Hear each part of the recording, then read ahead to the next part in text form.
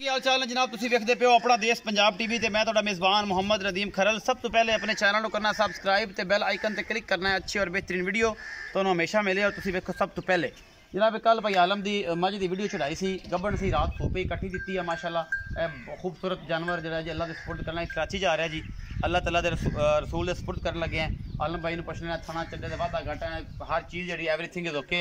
आलम भाई अगर on the spot दसा जी हर चीज़ ठीक ठाक है, जो भी लईए मैं भी चाहिए साफ कर लीए सारा कुछ क्लियर हो गया जी। अल्लाह की मेहरबानी सब फिट फाट है अल्लाह के फजल नाल एग्री हो सारा कुछ मिल गया तुहानू अलहमदुलिल्लाह। ये भाईजान तुसीं भी देखते पे हो ਇਹ ਸਾਰਾ ਕੁਝ ਜੀ ਤੁਹਾਡੇ ਸਾਹਮਣੇ। मैं भी धारा मार लईਆਂ ने साफ सुथरी मझ है। टोर के चाचे विखाया जे अल्लाह माफ करे को 100 होंदी है जी।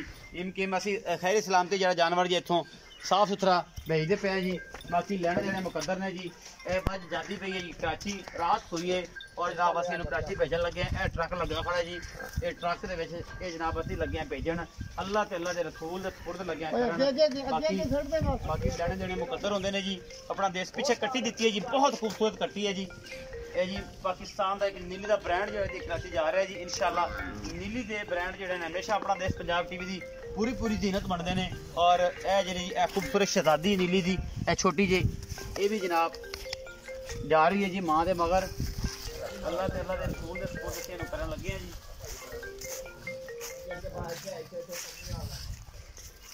ये सारा कुछ जी तुम्हारे सामने हो अल्लाह के फजल।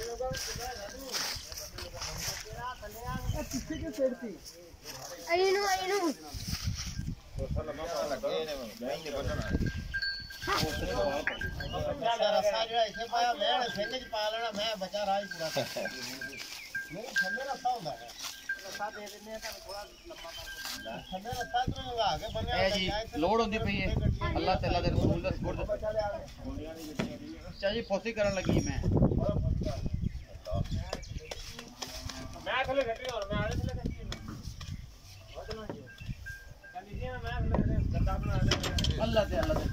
आओ जी कैमरामैन साहब कोल आ जाओ।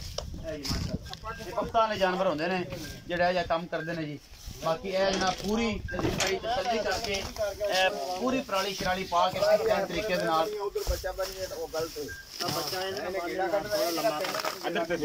अल्लाह के फजल नाल जनाब सारा कुछ सामने जी। अपना देश पंजाब टीवी ने हमेशा अच्छे ते बेहतरीन जानवर जीनत बनते हैं। कैमरा मैन गड्डी का नंबर विखा दीजिए।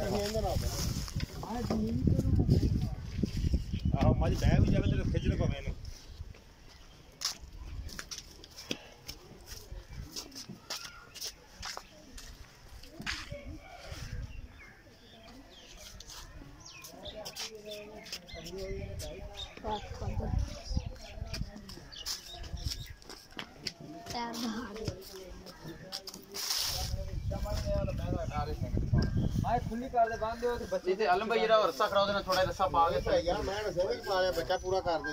अपना बहुत सारा ख्याल रखिए जी। मिलेंगे अच्छी और बेहतरीन वीडियो नाल अल्लाह ने के बाद।